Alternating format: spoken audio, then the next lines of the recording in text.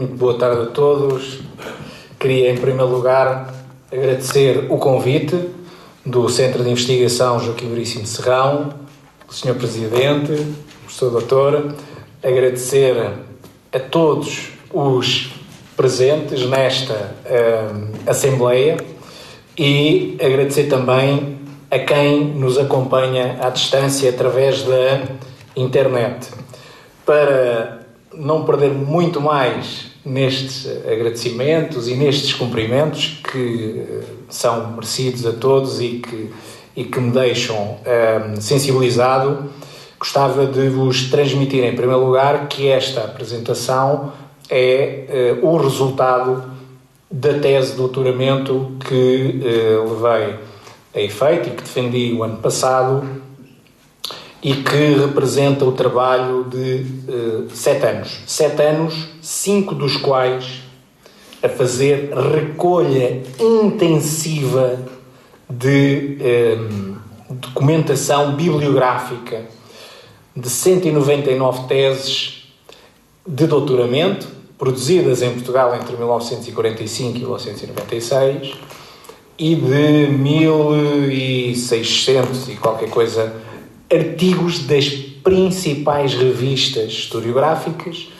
em que fiz uma análise exaustiva, principalmente por 3 características: os temas tratados, as cronologias e as geografias, e depois também os autores, as instituições a que pertenciam os autores, o sexo, a língua que usavam nos estudos. Ou seja, houve imensa coisa que eu recolhi que não usei, provavelmente 70% ou mais. E depois sobre os arquivos também, que fontes foram utilizadas. E isto para perceber fundamentalmente se a historiografia produzida após o 25 de Abril, em liberdade, se era muito diferente da historiografia produzida num contexto autoritário. Há quem use outra terminologia, vamos ficar por aqui, mas num contexto autoritário. Posso dizer que o conjunto de fontes é credível e é fidedigno. Posso também dizer que não usei uma única fonte de arquivo nesta tese.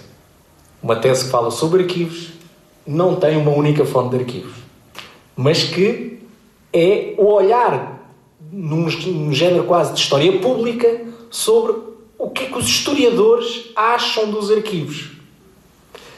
Que elogios lhe fazem, que críticas, às vezes cruéis, também lhe perpetram. E, na realidade, temos uma visão, a visão do historiador,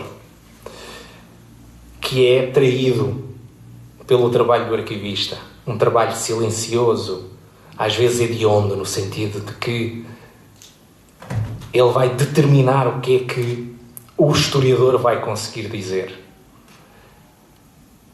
E será que o historiador vai conseguir dizer tudo o que quer? Não. Vai ter a sua visão. Cada historiador tem a sua visão da história. E cada arquivista tem a sua visão do arquivo. Basta irmos aí a um arquivo qualquer e vamos perceber que está muito por fazer nesta questão das visões. Mas será que queremos que haja uma visão normalizadora para todos? Ou vamos deixar que cada um continue a ter a sua visão? Isto depende. Depende da forma como nós olhamos para a realidade e daquilo que queremos.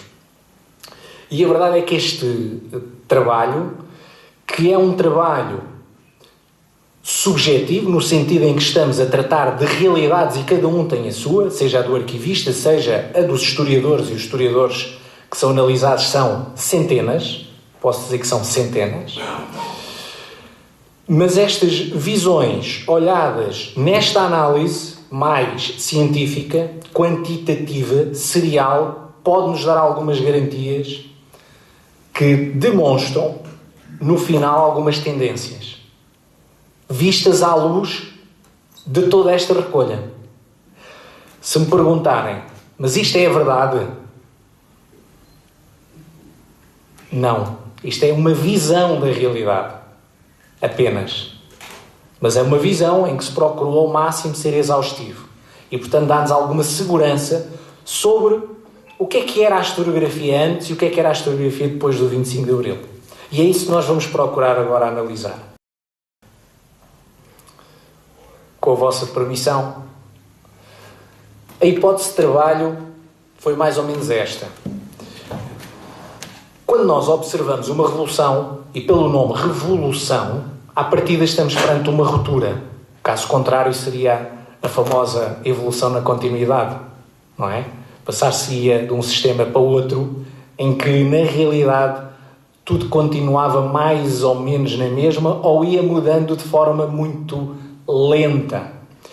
Temos exemplos de países em que, à partida, houve uma transição pactuada.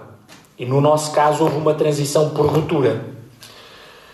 Mas podemos chegar até à conclusão que, se calhar, em alguns regimes em que houve uma transição pactuada, também houve grandes rupturas. Em Espanha não podemos dizer que tudo continua na mesma. Embora algumas coisas tenham continuado iguais. Nomeadamente o silêncio e a impunidade da ditadura. Até hoje, Espanha, dos exemplos que eu conheço, é provavelmente, não digo o pior, mas um daqueles em que ainda muito pouco se fez em relação à memória histórica. Em Portugal, em que houve... São os espanhóis a conspirar. Em Portugal, em que houve uma ruptura, também houve pactos. Portanto, na historiografia e nos arquivos, o que nós vamos encontrar é que as grandes tendências traem a palavra revolução.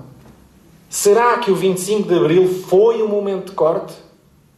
Ou foi um dos momentos no meio desta caminhada histórica? Não é? Será que, sem o que se vinha fazendo durante a ditadura, era possível chegar ao resultado a que se chegou durante a democracia? Vamos substituir aqui.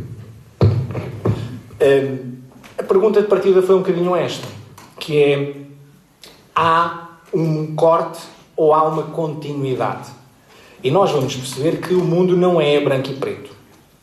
A historiografia não é também tudo para um lado, ou todos contra a nação, nada contra a nação, como dizia aqui o líder da ditadura.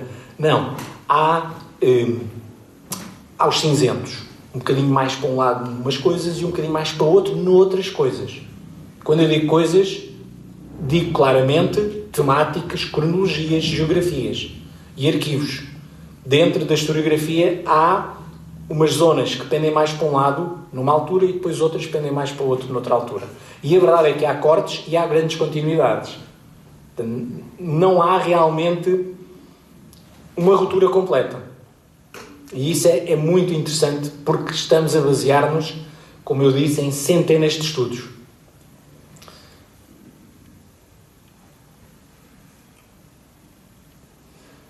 Estas duas imagens são elucidativas. Por um lado temos o conhecido ditador, o chefe, como era uma nomenclatura, uma terminologia que se usava, do Estado Novo. E por outro lado temos o dia dos escravos. Há aqui dois planos que se opõem do ponto de vista político, ideológico. Claramente temos dois tipos de sociedades. E deveríamos ter dois tipos de historiografia. E aquilo que acontece é que a maior parte dos historiadores que escrevem neste período da democracia, muitos deles até perseguidos pela ditadura, acabam por refletir um tipo de imagem sobre a historiografia do Estado Novo que não obedece exatamente àquilo que aconteceu. O que vem dizer é, no Estado Novo, a historiografia em Portugal era obsoleta, era anacrónica, era atrasada, não havia contacto com o exterior. Era uma historiografia essencialmente de inspiração historicista, com laivos positivistas, neometódica, descritiva. muito agarrada ao evento, ao herói, ao missionário, aos santos, aos grandes homens. E não era crítica, não era reflexiva, não era analítica. E aquilo que acontece é que há uma minoria deles que diz, mas estamos a falar de minoria, na realidade, a partir dos anos 60, há uma descolagem. E começa a haver um conjunto de historiadores que vai endereçar temas e formas de historiografia aproximadas à realidade exterior, às grandes tendências historiográficas. Serão eles maioritários? Será que faziam a história de acordo ou na íntegra, ou espelhando exatamente o que se fazia lá fora? Também seria difícil, não é? Porque não tinham o grau de liberdade, por isso é que havia uma ditadura, por isso é que havia um certo autoritarismo e por isso é que alguns pagaram o preço de se afoitarem. Em algumas faculdades isso foi muito claro. Tivemos, por exemplo, Oliveira Marques, que foi para o exílio, tivemos outros, o Magalhães Godinho também foi para o exílio. Há aqui um conjunto de historiadores, uns que conseguem, apesar de tudo, como a Virginia Rao, o Borges Macedo, conseguiram inovar em algum tipo de historiografia e continuar a dar aulas, mas outros tocaram aspectos ou temas ou a forma inovadora como davam as aulas e escreviam a história, pondo em causa, vamos chamar-lhe assim, os grandes mitos fundadores ou os grandes mitos da historiografia do Estado Novo, que cria efetivamente uma historiografia com uma determinada narrativa, e ao se pôr em causa os fundamentos dessa narrativa, a imagem que se queria passar, eles acabaram por ir longe demais para aquilo que era o ponto de vista do regime. E foram postos de lado, perseguidos. Está bem que às vezes com argumentos que têm a ver não só e apenas com questões da profissão, mas com questões pessoais, nomeadamente questões de orientação sexual. Pronto, isto era algo que punha em causa a credibilidade das pessoas, retirando-lhe a credibilidade do ponto de vista académico. Isso foi feito, pondo em causa o bom nome e imagem das pessoas. Foram mecanismos repressivos que foram empregos com alguma eficácia, mas não completamente, porque essas pessoas, felizmente, dada a sua capacidade, a sua qualidade, arranjaram lá fora forma de depois serem acolhidas e de poderem expressar aquilo que era a sua técnica, a sua metodologia em termos historiográficos. Isso foi muito interessante.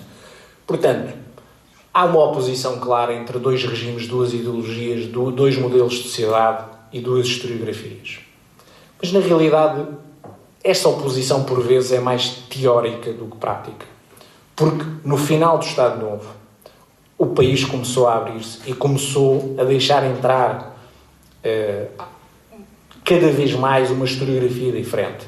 Daí que, quando nós chegamos a seguir ao 25 de Abril e há uma explosão historiográfica das novas correntes, ela não podia nunca ter sido feita sem todo o trabalho prévio. Ela não podia aparecer de um dia, da noite para o dia. Era impossível. Como é que, de repente, nós tínhamos uma evolução tão positiva, sobretudo na área da história económica e social, na história das mentalidades, sem acho que é o Dias da Silva, ou Silva Dias, agora o nome, às vezes confundo os nomes, tenho um certo problema com os nomes. Sem ele, sem o Matoso, sem o Oliveira Marques, sem o Magalhães Godinho. Alguns, é verdade, que vieram de fora. Mas os que também estiveram cá dentro foram preparando as gerações nestas novas abordagens. E as novas faculdades e os novos professores que foram surgindo foram conseguindo criar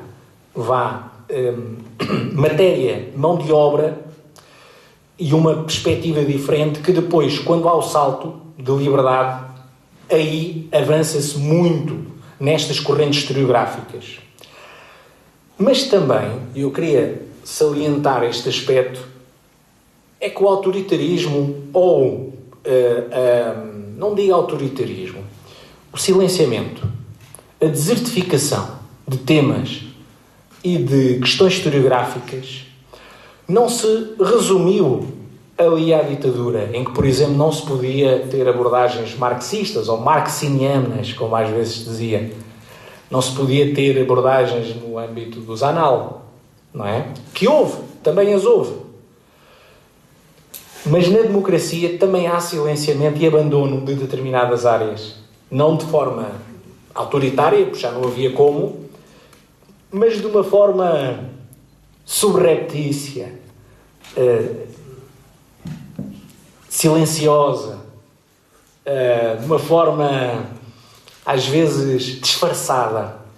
Também houve que só regressaram com alguma força, e agora vou dizer claramente uma, que foi a história, principalmente da expansão portuguesa, em que houve quase que um anátema sobre essa área, praticamente até à Comissão dos Descobrimentos. Depois, de repente, agora temos que fazer as comemorações. Onde é que nós temos historiadores e estudos para ir buscar matéria para poder ser divulgada? Eu não estou... atenção, eu já nasci depois do 25 de Abril e não tenho nada a ver com... Mas o que os dados me transmitiram foi isto. Eu apenas estou a fazer aqui uma representação quase teatral daquilo que os historiadores dizem nos estudos. De repente viram-se confrontados com a necessidade de ter quem fizesse os estudos, e eram áreas que já estavam meio abandonadas. Havia uma certa vergonha em tocar nestes assuntos. Mas não só a história religiosa, a história, por exemplo, medieval também teve aqui algum abandono em alguns sítios. A história biográfica também. Há um conjunto de histórias que não tem naturalmente a ver com uma lógica autoritária da democracia. Tem a ver com opções, em que há em que não é por falta de infraestrutura, não é por falta de historiadores, não é por falta de alunos, é por desinteresse temático. Ou seja, estes assuntos não nos interessam em democracia. Nós agora vamos deixá-los de lado, nós não queremos ter a ver com isto. Nós somos um país moderno.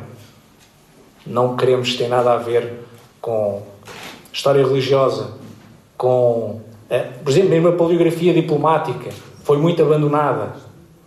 A religiosa, a história dos negócios estrangeiros, a história diplomática, a história militar, houve aqui em muitos casos um grande abandono, que depois vai recuperando muito por via de haver resistência em algumas universidades, nomeadamente a Universidade de Coimbra, que manteve uma grande resistência à mudança. Podemos dizer que a Universidade de Coimbra é provavelmente a mais conservadora de todas as universidades. E ela resiste, e vai resistindo, geração após geração, e vai como que transportando uma marca ao longo das gerações. Não foge muito, pode às vezes conseguir ter novos historiadores a fazer uma nova forma de história, mas o núcleo duro parece que não muda e vai mantendo. Do mesmo modo que outros, até que não existiam, também conseguiram criar uma cultura própria e endereçar o seu caminho por uma via, e têm-se mantido mais ou menos por ali. Isto é muito interessante ao analisar os estudos. Há tendências.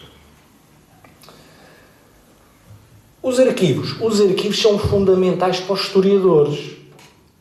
Não há história sem arquivos, sejam eles quais forem. Agora, o arquivista faz um trabalho prévio, quando existe. Muitas vezes o historiador manda-se lá para dentro dos arquivos e depois sai de lá assim com um ar... conseguir resistir à montanha de papel. Pronto, e tira de lá assim umas informações. Pronto, e a partir de agora... E mais ninguém entra neste arquivo. Eu sei que muitos fazem isso. Às vezes até se escondem papéis para não... Pronto, mais ninguém... Este arquivo é o do senhor doutor... Eu estou a dizer isto com propriedade porque havia o hábito de até arquivistas não darem acesso a determinados fundos porque era o do senhor professor X. Eu digo frontalmente. Pronto, não venham dizer que é mentira, porque é uma verdade e é reconhecido. E o que acontece é que, havendo o arquivista não é neutro.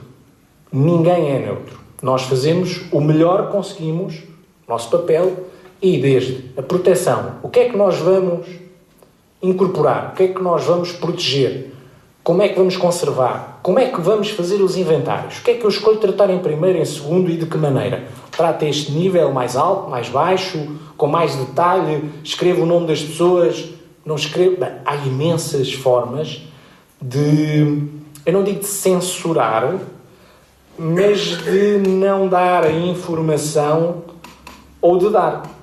É uma escolha. E compete a quem tem essa escolha nas mãos, que é o arquivista. Portanto,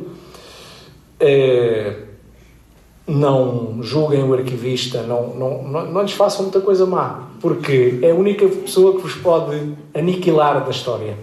Portanto, nós podemos desaparecer com os vossos papéis. Portanto, tratem-nos bem, faz favor. Depois, em termos de avaliação, o que é que vamos conservar, como é que vamos conservar, e o acesso, as regras de acesso, como é que há regras às vezes, mas a aplicação depende muito de quem está à frente. Como é que os historiadores usaram as fontes? E eles dizem-nos claramente nas teses, nos estudos, dizem, este arquivo estava mal organizado, quando cheguei lá já não havia documentos, apareceram todos, isto é uma vergonha, não, este está muito bem, eu agradeço ao senhor doutor, ou à dona não sei quê, porque... e muitos agradecimentos para o senhor diretor da Torre do Tombo, porque facilitou tudo. E isto é dito, eu estou a brincar, mas isto é repetidamente dito em todos os estudos. Isto é uma prática, porquê? Porque, para além dos salamaleques óbvios, e temos que prestar a toda a gente, a lógica do acesso é complexa. Ele não é automático, ou não era tão automático até há uns anos. Esta coisa de nós podermos, através da internet, pesquisar sem intermediar ninguém, é uma novidade. Antes, um historiador, ou alguém que quisesse aceder a um documento, era quase um privilégio conseguir a informação que queria, quando queria. Portanto, dependia do intermediário. E o intermediário era quem está à frente, o dirigente, ou os técnicos. E, portanto, neste processo temos que dar as boas graças e ter as boas graças de toda a gente que nos está a facilitar esse acesso. E havia, naturalmente, tanto que nos últimos anos, estes agradecimentos são cada vez menores. Têm vindo a reduzir gradualmente. Porquê? Porque o acesso tornou-se muito simples, muito mais fácil, sem quase intermediário nenhum. E se, por um lado, as pessoas desaparecem do processo, também é pena, porque a presença dos nomes das pessoas e a presença destes agradecimentos, ou até de críticas, por vezes, também é necessário. Nós, arquivistas, agradecemos quando nos fazem críticas e também gostamos muito quando nos fazem elogios. Portanto, as pessoas para quem trabalhamos estão-se a tornar invisíveis para nós. Isso é uma pena, porque nós gostamos muito de estar com o nosso público, não é? Quase que somos artistas e precisamos que nos batam palmas ou que nos atirem tomates. Isto aqui é fundamental para nós percebermos também a qualidade do nosso trabalho. Mas ela também vai sendo apreciada no sentido em que, quando também não temos muitas críticas e vamos colocando documentação, é porque à partida tudo vai funcionando bem. Então, o estado dos arquivos neste período, de 45 a 96, definiu-se. O que é que nós vamos estudar? Vamos estudar um período a seguir à Segunda Guerra Mundial em que há uma mudança, a ditadura começa a caminhar, não digo exatamente como, porque era uma ditadura, pronto, mas começa a querer acompanhar os países ocidentais em alguns aspectos. Há uma mudança ligeira na ditadura num sentido mais desenvolvimentista e de contactos com a NATO, contactos com o mundo ocidental. Ela alinha pelo mundo não comunista, mas não no sentido autoritário desse mundo, porque antes estava ali assim a aproximar-se do mundo não comunista, mas das ditaduras. Vamos estudar Portugal continental, a Madeira dos Açores. Nós, aqui neste estudo, não se estudaram as colónias.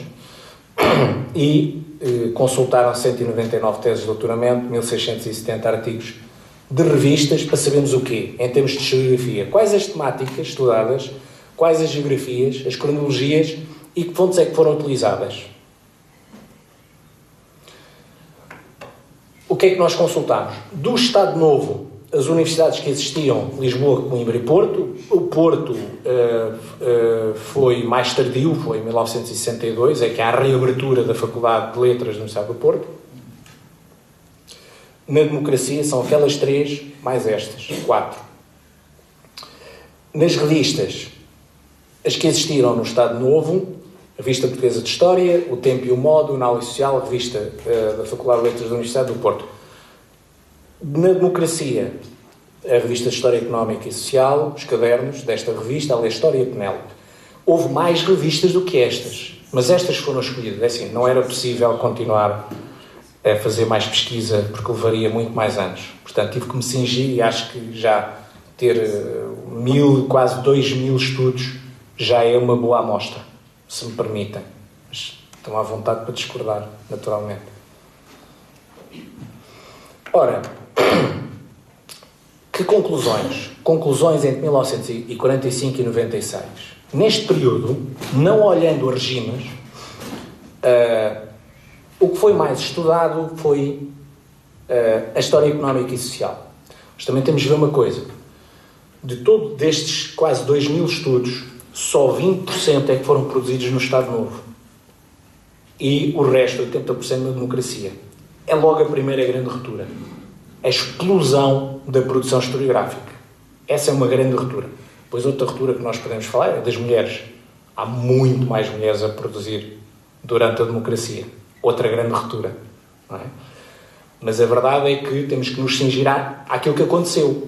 E, estatisticamente, comparando os dois, portanto, todo o período de 45 a 96, a história económica e social foi a mais estudada, a seguida da história política, história cultural e das mentalidades.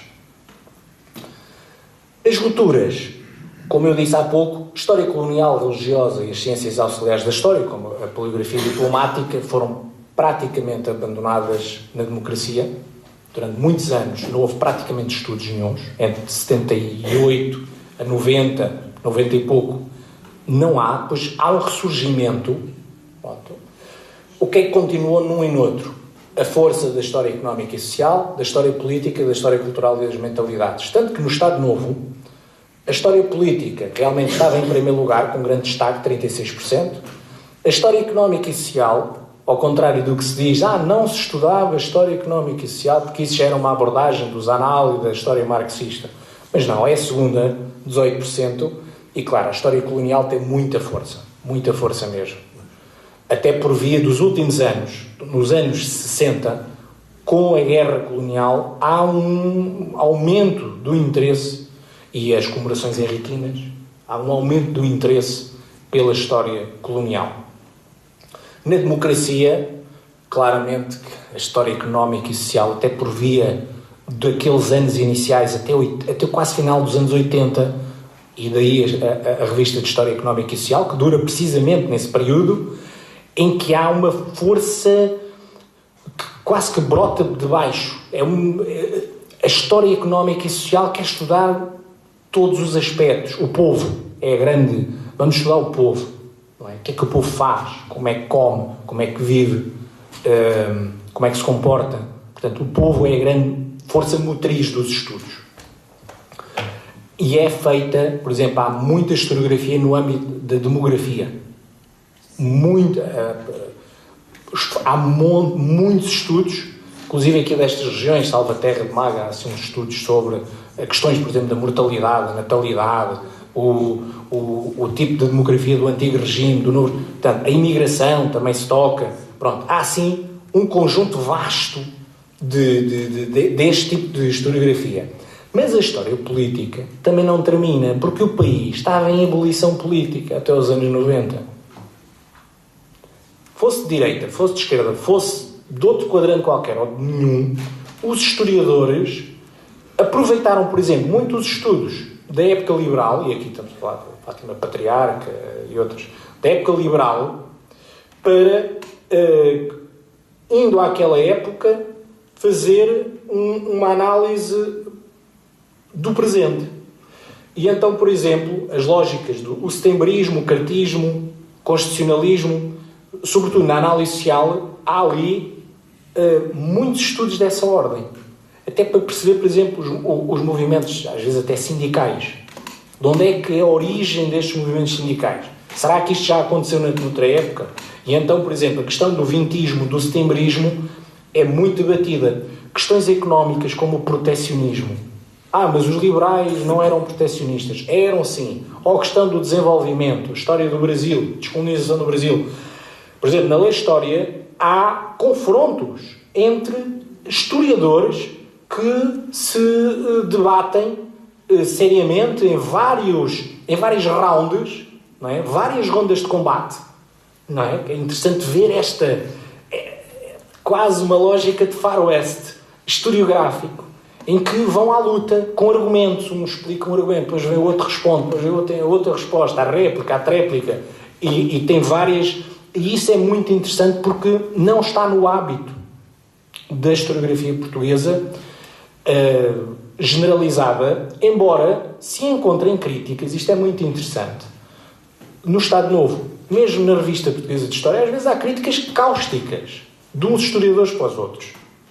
Para além dos cumprimentos, da estima e consideração, de vez em quando lá vinha desculpem a expressão, uma sapatada naquele. Porque aquele disse, não sei o quê, aquilo não faz assim tanto sentido, porque, não é? Ou seja, no meio daquela cordialidade há críticas. E críticas, por vezes, bastante assertivas. E isso é muito interessante, porque era consentido, mesmo no Estado Novo. Não podemos achar que os debates da lei de história, apesar de serem raros, muito raros, mas muito interessantes, e não se enquadrarem na nossa tradição, não quer dizer que não haja a prática da crítica. Ela é, do ponto de vista científico, existe e é recorrente. Umas vezes é feita de uma forma mais menos ponderada, se assim se pode dizer, na forma discursiva, e outras de uma forma mais cordial. Mas ela existe. E ela existe porquê? Porque tem a ver com o método histórico do escrutínio dos colegas. E faz parte, desde o século XVII, que os historiadores levam por diante esta sua profissão na base de duas coisas: utilização das fontes e o escrutínio das pares. E a verdade é que, tanto no Estado Novo como na democracia, os historiadores portugueses não fogem a este tipo de metodologia. O que é muito interessante, porque, na realidade, nunca se deixaram condicionar por nenhum dos regimes. É interessante, não é?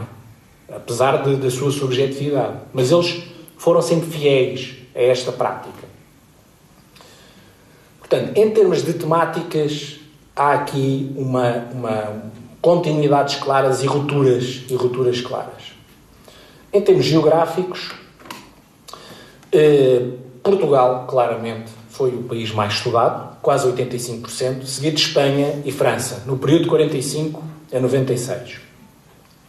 No Estado Novo, ou seja, tanto no Estado Novo como na democracia, os países foram exatamente os mesmos e na mesma ordem. Portanto, há uma continuidade clara dos estudos. Não se foge a esta regra. Agora, o interessante é que na democracia há não digo um fechamento da nossa historiografia sobre o nosso território, mas há uma concentração, um aumento da concentração de estudos sobre Portugal. Então, mas nós agora não somos um país aberto à comunidade europeia e ao mundo, porque antes estávamos orgulhosamente sós, e agora estamos abertos e afinal a nossa historiografia não devíamos passar a estudar muito mais os outros? Não. E também porquê? Porque há muito mais historiadores portugueses e nem todos podem estar a estudar o estrangeiro. Não é? Nem todos têm meios, nem o Sistema Nacional Científico tem capacidade para pôr toda a gente a ir fazer viagens ao Brasil, à Angola, até estava em guerra em Angola, em Moçambique também, ou noutros quadrantes. Não. Há um aumento dos estudos sobre Portugal. E é claro, passamos de 71 para 88, não é assim tão pouco. Espanha desce de 23% para 9%, França de 8% para 3,5%. Estuda-se muito mais o nosso país e muito menos os outros. E quando se estuda aos outros, raramente se estuda aos outros de forma individualizada. É sempre associado a Portugal. O que significa que nós somos muito nacionalistas. Pensamos em primeiro em nós, naturalmente, que é por isso que os historiadores são pagos, porque eles são pagos pelo Estado português, e depois pensamos nos outros. Não é? Não há aqui nenhuma... Estão dentro de um padrão. Não há aqui nada que se possa criticar desse ponto de vista. Estão a cumprir a sua missão, que é aquilo que também está na Constituição Portuguesa, de difundir aquilo que é a história nacional. Do ponto de vista geográfico, ao nível dos territórios nacionais e internacionais, é este o regional. Aqui é um bocadinho já diferente do outro padrão, ou seja, há um aumento muito significativo dos estudos regionais. E porquê? Porque o facto de se criarem universidades em mais zonas do país também fez com que essas universidades se centrassem nas respectivas regiões. E o que vai acontecer é que há algumas permanências, mas também há alterações. E há alterações também por via do quê? Daquele fenómeno anticolonial ou anticolonialista que Portugal também passou, esse trauma. E então vimos que há um decréscimo o Império Ultramarino cai, deixa de ter o primeiro lugar. Mas o mais impressionante é que continua com o segundo lugar na democracia. Porque, apesar de tudo, em termos de regiões, continua a ter muitos estudos dedicados, sobretudo ao Brasil e ao Estado da Índia. A África, nem tanto, é um bocadinho esquecida, mas continua. E mantém-se a preponderância do Norte, do Centro e de Lisboa como as grandes regiões que são estudadas.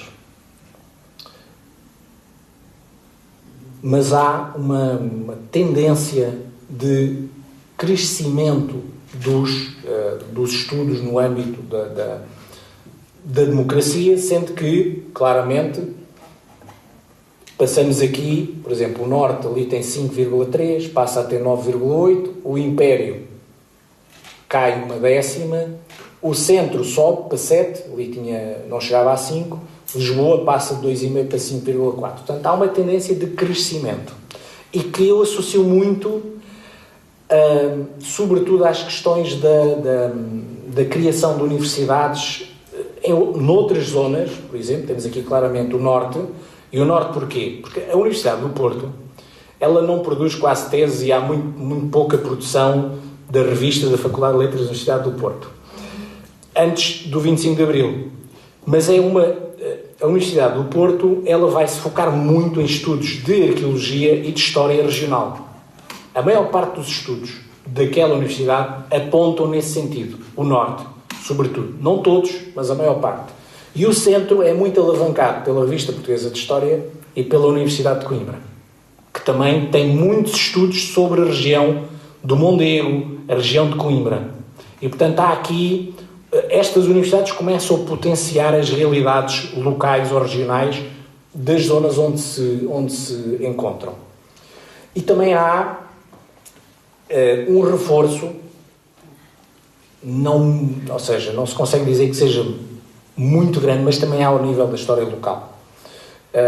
Sendo que aí, claramente, que o ultramar perde alguma força e quem ganha, sobretudo, e como veem, é o Porto, Lisboa e Coimbra. Precisamente, Coimbra mantém até os 2,8, mas o Porto e Lisboa sobem precisamente porque as universidades, sobretudo a do Porto, faz imensos estudos sobre aquela região.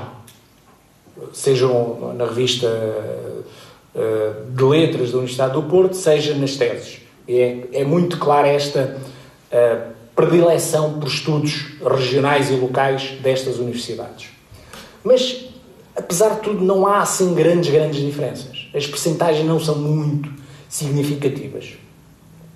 Ao nível cronológico, e aqui é que há uma certa surpresa, e ela pode ser explicada por um fator que eu introduzi, que é o facto de no Estado Novo dizer-se, os historiadores dizem claramente, o Estado Novo tem uma historiografia antiquada, só quer saber da Idade Média, porque foi quando houve a fundação de Portugal, depois quer saber, e depois houve a crise de 1383, portanto, são os grandes momentos da luta contra os mouros, contra os castelhanos, depois também só quer saber da época dos descobrimentos, e chegamos a 1640 e parou. Daí para cá, Portugal caiu no abismo. Houve um retrocesso. Os números dizem que a época contemporânea no Estado Novo foi a mais estudada, 46,5. E depois a época medieval, sim, vem a seguir, mas a época moderna também não está assim tão mal. Como é que nós explicamos isto? Explica-se em grande medida porque nem toda a historiografia era só a historiografia da Revista Portuguesa de História. Na Revista Portuguesa de História, que era, não vou dizer o órgão oficial historiográfico do governo ou do regime, porque não era, mas aí havia um padrão que era muito aquela linha difundida depois pelos historiadores a seguir ao 25 de Abril. Mas havia aqui diferenças. É que, por exemplo, quando se investiga o Tempo e o Modo, que não é uma revista historiográfica pura, mas que tem muitos artigos historiográficos, aí o que lhes interessa é o tempo presente, até para criticar o quê? A guerra colonial. Para criticar o regime. Então, eles vão buscar vão fazer artigos historiográficos sobre a América, sobre o Vietnã, sobre a Indochina, sobre a África, a guerra do Biafra. Ou seja, eles vão criticar outros de uma forma leve, na impossibilidade de criticar o próprio regime. Agora, tínhamos uma opção. Ou deixávamos de lado esta revista, que era claramente da oposição, de republicanos, católicos e depois, gradualmente, cada vez mais de maoístas. Isto, no fundo, dizíamos, isto não nos interessa analisar, porque é uma revista que não é representativa, ou vamos buscar esta revista porque ela existia e, mais interessante, num contexto autoritário ela era consentida. Podiam ter proibido facilmente. Não era dos deles. Mas não, ela era consentida e era difundida. E tinha vendas. Passou por algumas crises, mas teve vendas no Estado Novo. E existiu durante muitos anos. E isso faz uma grande diferença. Mas não é a única. Mesmo noutras, mesmo na análise social, ou até mesmo na Revista Portuguesa de História, também já havia artigos a apontar para a época contemporânea e muitos a apontar para a época moderna. Até porque alguns deles, e temos, por exemplo, claramente alguns autores do próprio regime que vão fazendo artigos, ou, por exemplo, uma das teses, claramente, da Universidade, acho que é de Coimbra, sobre a África, que é um autor canadiano, em que, no fundo, o que está a dizer na tese é: eu estive a analisar muitos países em África e aquilo está a correr mal. Portanto, Portugal é o líder da civilização, é o que está a defender a civilização em África. Ele faz uma tese em que não foge muito a esta argumentação. E é claramente aceito e incentivado em Portugal. Porquê? Porque estava a haver guerra colonial e o que se pretendia era que viessem historiadores, que houvesse historiadores do regime, de cá de dentro ou de fora, que desenvolvessem estudos que fossem nesta linha. E isto é evidente em muitos estudos. Há, por exemplo, muitos estudos sobre o Brasil nesta época, nomeadamente na Revista Portuguesa de História, que são artigos naquela lógica de Portugal pluricontinental, nos damos bem com outras raças, que nos misturamos, o lusotropicalismo, não é? Não está lá, o que eu estou a dizer não é isto que está exatamente nos estudos, mas é esta a linha argumentativa dos estudos. Por isso é que eles passam muito bem e há historiadores que não são frontalmente contra o regime, podem também não ser a favor do regime, mas que conseguem escrever de forma muito prolífica e à vontade e repetida sobre este tipo de temáticas. Não têm problemas, por assim dizer. Não é? E então vimos aqui um aumento da época moderna por via deste tipo de estudos. Porquê? Porque para o próprio regime não é desconfortável a existência desses estudos, antes pelo contrário. Eu não estou a dizer que os historiadores trabalhavam para o regime. O que eu estou a dizer é, este tipo de estudos não tinham oposição da parte do regime e eram consentidos. Não sei até que ponto é que eram incentivados. Isso eu não posso dizer. Mas que realmente existiram. Isso é muito claro. Na democracia, pois, aí há um aumento já significativo, muito grande, da história contemporânea, passa quase a ser 60%. A história moderna aumenta também. A história medieval cai e é assegurada principalmente pela Universidade de Coimbra e depois pela revista de Letras, da Faculdade de Letras do Porto, e na Penélope e a História também surgem alguns, mas fundamentalmente Coimbra e Porto são os grandes núcleos medievalistas. Estou a pensar aqui no professor Baquer Moreno, que mantém ali uma escola medievalista forte, presente ao longo dos anos, e que sustenta esta, no fundo, evita que a queda aconteça, mas também logo a seguir ao 25 de Abril começa a haver uma queda, uma tendência de queda da época medieval, e depois chegamos ao final dos anos 80 e nos anos 90 começa novamente a surgir, a aumentar o número de estudos a esse nível. Isto é muito interessante.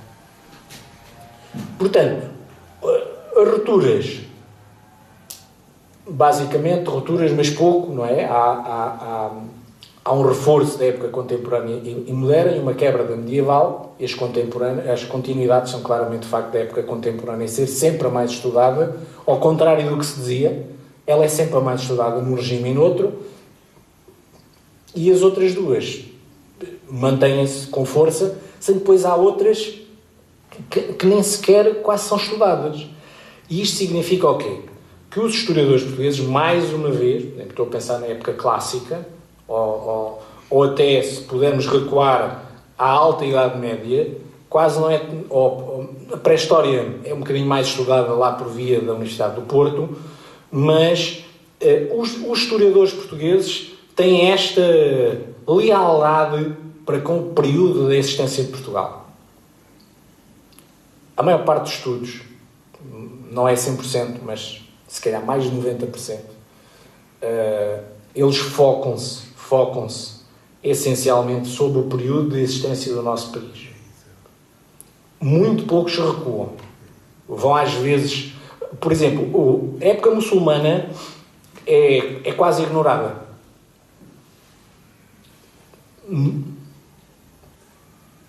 E nós podemos... mas eles são estudados na época medieval. São estudados na época medieval na narrativa dos cristãos na narrativa da Reconquista. Mas isoladamente, como civilização, num território onde não havia Portugal, porque Portugal é uma construção. Santarém, antes de ser de Santarém, português era o quê? Eram outras coisas. O que houve foi uma capacidade dos cristãos do Norte de irem ocupando e colonizando territórios a sul. Aqui e além mar. E essa capacidade teve também o condão de criar portugueses. Como nos sentimos, não é?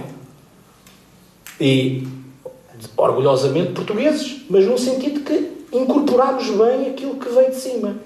Logo, o outro, o muçulmano, é sentido como exógeno, não é português. Quando na realidade nós tivemos muçulmanos até 1498. Não é? Tal como os judeus. E depois começámos a trazer outros, escravos, tivemos cativos também, de outros sítios.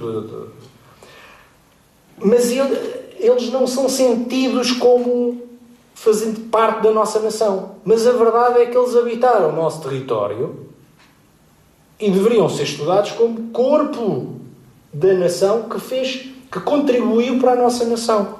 Mas há uma narrativa, e é aqui, isto é interessante, porque a historiografia tem esta capacidade de moldar a identidade, fazer magia. Porque nós incorporamos aquilo que nos vão contando. Seja o historiador, e vai criando camadas. E isto é muito interessante porque aquilo que eu digo aqui é um bocadinho ao contrário, é uma desconstrução da historiografia que os historiadores andam a dizer que existiu. Porque eles dizem que no Estado Novo era tudo atrasado. E afinal aqui os números dizem outra coisa. Eu não estou a defender o Estado Novo. O que eu estou a dizer é, só estou a fazer uma constatação. Não há aqui nenhum revisionismo. Eu disse isto na tese. Eu estou a cingir-me a números. Em termos do uso dos arquivos, as fontes arquivísticas foram usadas em 42,7% dos estudos. Depois recorreu-se a fontes em instituições estrangeiras. E quais foram as instituições a que se recorreu? Os historiadores foram a que arquivos, principalmente aos arquivos da Administração Central do Estado, sendo que posso dizer que aqueles 30% que estão ali são fundamentalmente representados pela Torre do Tombo.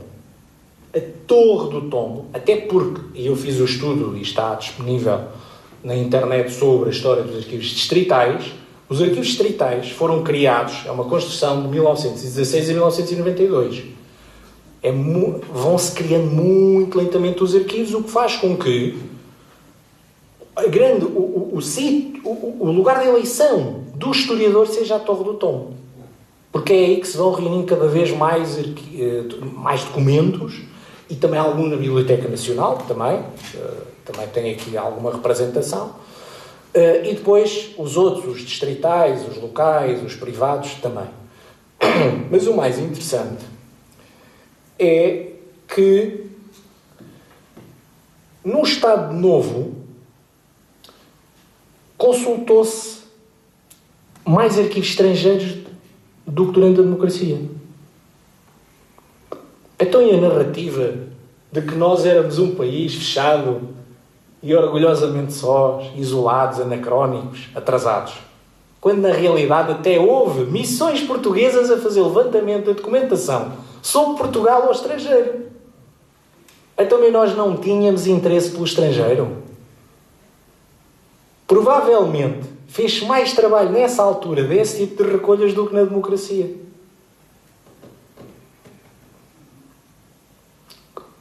Isto precisa de explicação. Eu não consigo explicar tudo porque já me chegou a fazer a recolha, não é? Alguém que pegue. Mas está aqui. São números. Não é? Também se fez recolha, também se consultou instituições estrangeiras. Mas o que acontece é que não há... Essa visão é uma ilusão. Aquilo que se tentou passar não obedece aos números. Estou a fazer constatações. Agora, claramente que há um reforço muito grande, e isto é sistemático, ali têm fontes arquivísticas e biblioteconómicas 27,5%. Aqui é 46,9%. Usaram-se muito mais fontes na democracia. Agora vamos ver o tipo de historiografia que se dizia que se fazia no Estado Novo, que era uma historiografia muito agarrada ao documento, descritiva, na lógica da diplomática.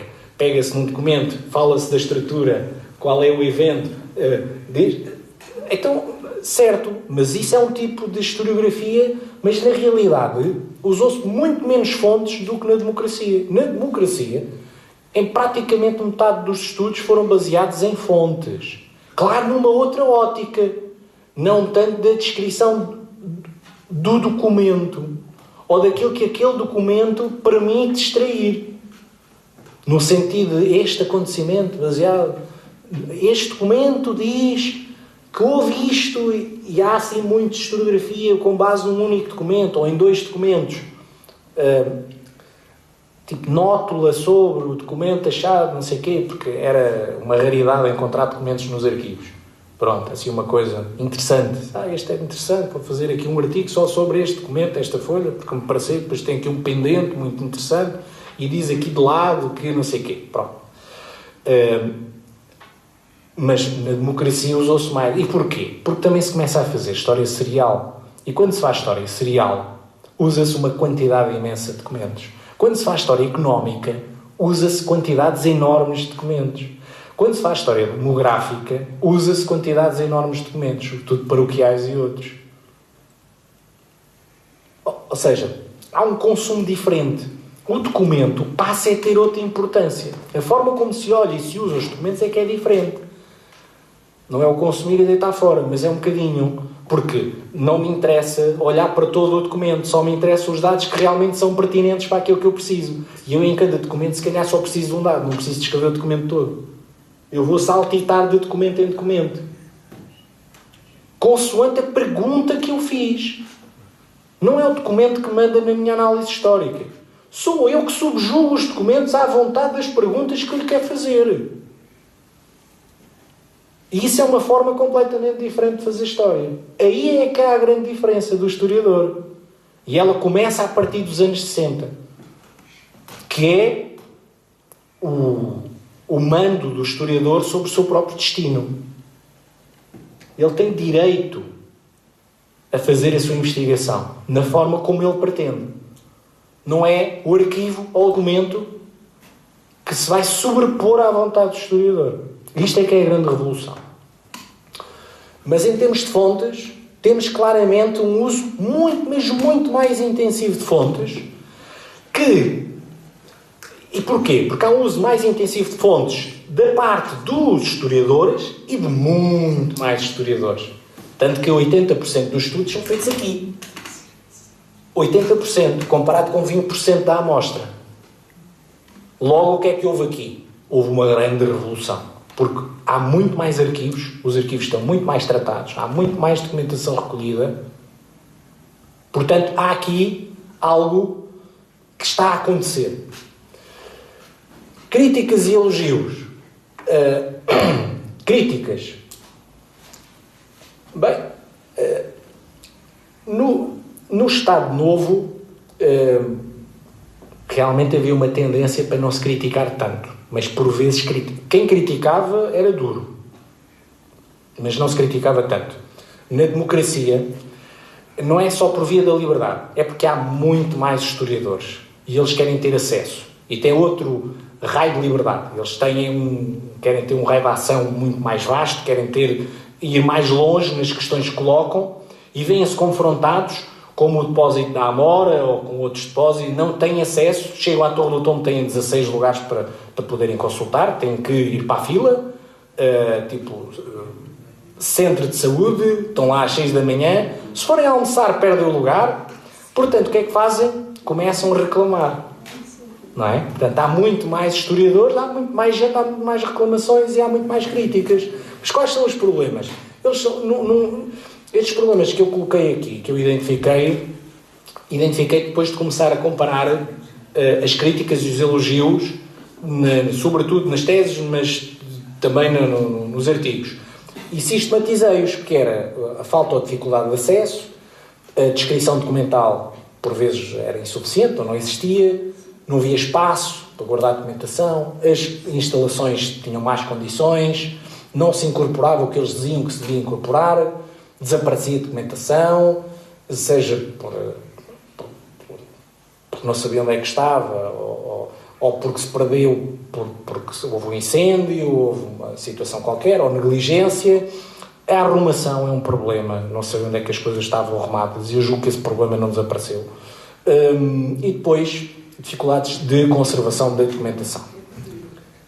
Mas a verdade é que a grande continuidade na área dos arquivos é que as críticas continuaram a ser as mesmas, nas mesmas áreas. A intensidade é que altera, é mais intenso na democracia.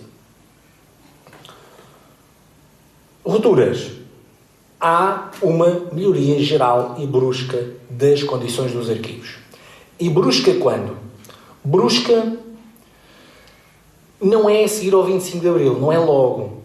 Não há, no dia 24 de Abril, os arquivos estavam completamente abandonados, em condições horríficas, e depois, no dia a seguir, um sol brilhou sobre todos eles. Derramou-se e aquilo era a perfeição. Não. Nos primeiros anos, até os anos 90, os primeiros 15 anos, as condições ainda não eram muito boas. Depois, principalmente na década de 90, com o novo edifício da Torre do Tombo, novos edifícios nos arquivos distritais, e depois, mais tarde, já fora deste estudo, com o programa de apoio aos arquivos municipais, o cenário dos arquivos mudou muito. O quadro melhorou imenso, mas posso-vos dizer que, mesmo assim, há mesmo muito por fazer. Isso é outra história, não estou aqui hoje para falar das políticas de arquivo, mas a verdade é que houve alterações muito positivas, mas mesmo muito positivas nos anos, sobretudo final dos anos 80 e depois na década de 90, as alterações, e foi uma mudança brusca. Ou seja, em muito poucos anos as condições melhoraram muito em termos de edifícios, de recursos humanos, de sistemas, de trabalho de catalogação, inventariação.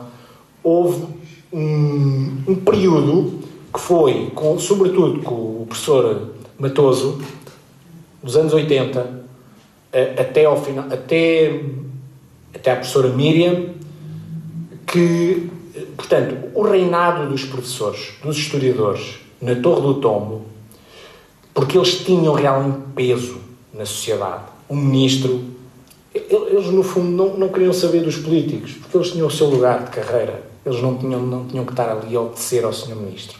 Eles definiram a política e executaram-na, e conseguiram-na com sucesso. E, portanto, quando às vezes se diz, temos de ter um arquivista a dirigir a Torre do Tombo, eu hoje em dia penso assim, porque eu sou arquivista e, portanto, também preciso do meu lugar na Torre do Tombo. Estou a brincar, porque eu também sou historiador e, portanto, mas a verdade é esta, não tem a ver, por vezes, só com a questão do perfil profissional. Tem a ver com a capacidade e a liberdade que essa pessoa tem no lugar onde está, com a capacidade de intervenção. E estes professores tinham capacidade de intervenção e liberdade, e depois tinham outra coisa. Não digo todos da mesma maneira, mas tinham visão sobre aquilo que queriam, da política arquivística. E porquê? Porque eles sabiam exatamente o que é que precisavam. Eles precisavam de arquivos com boas condições, modernos, a funcionar, para que servissem, sobretudo, os historiadores, que eram eles próprios. Portanto, nós pusemos o público a gerir o negócio. E o negócio orientou-se para o público. Porque os arquivistas, infelizmente, e é o que parece, não estou a fazer uma afirmação, o que parece é que ainda não estavam suficientemente capacitados para se dirigir a eles próprios. Não estavam capacitados para oferecer os serviços na qualidade que os historiadores entendiam que deviam ser prestados. Até porque os historiadores, muitos deles, tinham uma experiência internacional que os arquivistas não tinham. E tinham uma visão mais ampla sobre aquilo que deveria ser a função do arquivo. E isto é muito interessante, este cruzamento de perfis e de saberes.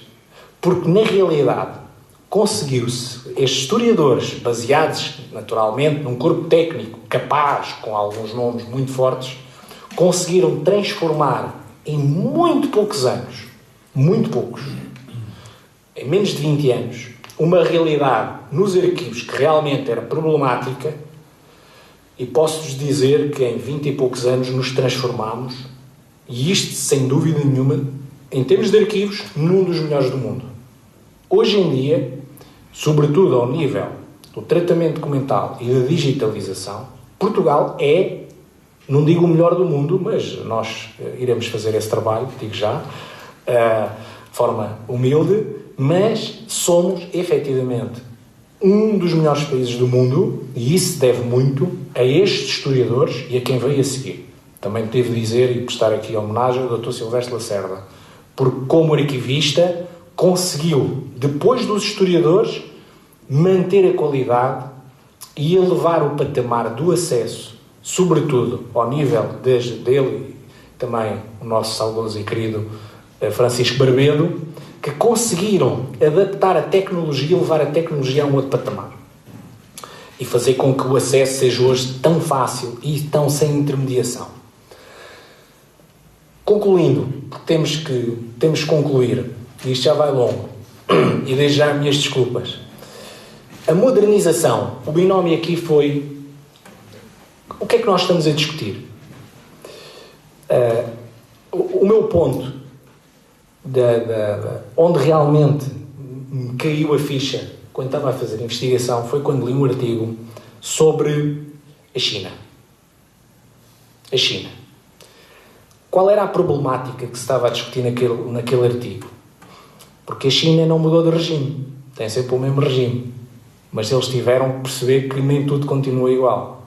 Há um capitalismo de Estado, mas não é só capitalismo. Na historiografia houve diferenças. Claramente. Então, qual era o ponto da discussão? A modernização. Queremos um país mais moderno ou não? Eu percebi que, em Portugal, quando se está a discutir a historiografia, muito dos debates dos historiadores andam em torno da modernização. É que quando dizem, antes do 25 de Abril era um país fechado, obsoleto, o que é que estamos a falar? Modernização. A historiografia modernizou-se, sim ou não? Bem, sim, ela modernizou-se. E em qualquer época, a tendência, do ponto de vista daquilo que é o iluminismo do nosso tipo de sociedade mais progressista, é num sentido de modernização, embora nem sempre isso aconteça. Mas há uma modernização. E esta historiografia modernizante, ela começa a abandonar o paradigma apologético, nacionalista, imperial, conservador, historicista e neometódico, sobretudo a partir dos finais dos anos 50 e depois na década de 60 e 70. Há ali uma mudança. E essa mudança, que embora possa não ser maioritária, mas é ela que vai alavancar depois já este novo tipo de historiografia moderna e centrada no estudo de problemas específicos. Ou seja, é quando o historiador começa a colocar questões e começa a orientar-se não por via dos documentos ou de aspectos num sentido mais apologético de evidenciar determinados factos, uma história mais do acontecimento, da grande personagem, mas tenta criar uma história centrada na resolução de problemas historiográficos. Mais uma história de contexto, de paradigma. E aí sim, há um antes do 25 de Abril em que as sementes estão a ser lançadas. Nos arquivos acontece um fenómeno diferente, que é a modernização não acontece antes do 25 de Abril, acontece depois do 25 de Abril e de forma acelerada. Portanto, nós temos uma decalagem entre estas duas realidades. E porquê?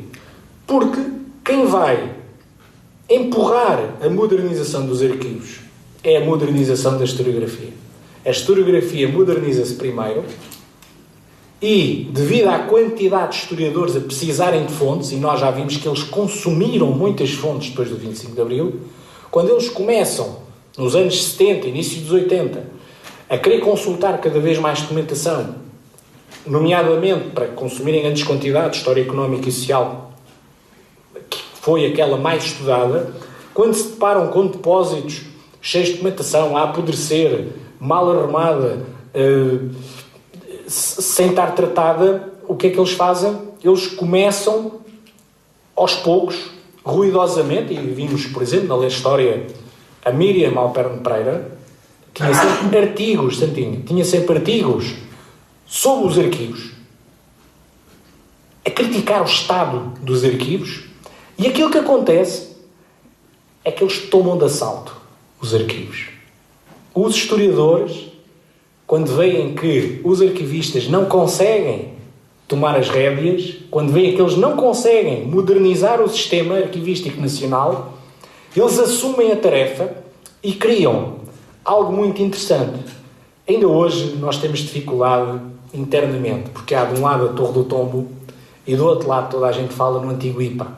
E o antigo IPA, liderado pelo professor Matoso, foi uma pedrada no charco. Ele vem ter uma outra visão da realidade arquivística que choca um bocadinho com aquilo que era o posicionamento da Torre do Tombo. E depois há uma fusão das instituições que convivem até aos dias de hoje. Já não há IPA, mas há a DG Lab e a Torre do Tombo, e que há ainda reminiscências dessas visões, e em que se tenta, de alguma forma, que o IPA continue a alimentar aquilo que é a visão mais inovadora do sistema arquivístico nacional, por uma realidade, uma questão muito simples. É porque compete ao órgão superior ter uma visão nacional, ter uma visão de conjunto, enquanto normalmente a Torre do Tombo, e desculpe-me o senhor diretor que está aqui, a Torre do Tombo tem uma visão nacional, mas local, ou seja, é um arquivo nacional com pronúncia lisboeta, basicamente. É importante, mas é apenas um dos muitos arquivos que nós temos. E, portanto, esta visão dos arquivos, em que há um progresso acelerado dos arquivos e há uma modernização, tanto da historiografia como do setor dos arquivos, isso é claro, embora em tempos diferentes. E uma acaba por provocar a outra.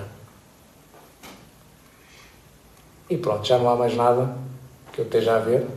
Muito obrigado a todos.